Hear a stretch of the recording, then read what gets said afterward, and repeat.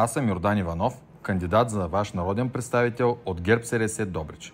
От 10 май, началото на предизборната кампания, минаха 27 дни.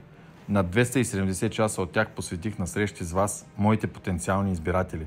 Изминах над 3000 км. Обиколих 86 населени места в Добруджа и проведах над 100 срещи с десетки честни, трудолюбиви българи. Исках да се видя очи в очи с вас, за да знам кого мога да представлявам и какво очаквате от мен, ако стигна до Народното събрание. Исках да ме видите и вие, за да споделите най-важното и дългоочаквано, за да знаете на кого възлагате задачи, от кого ще очаквате решения и кого ще държите отговорен.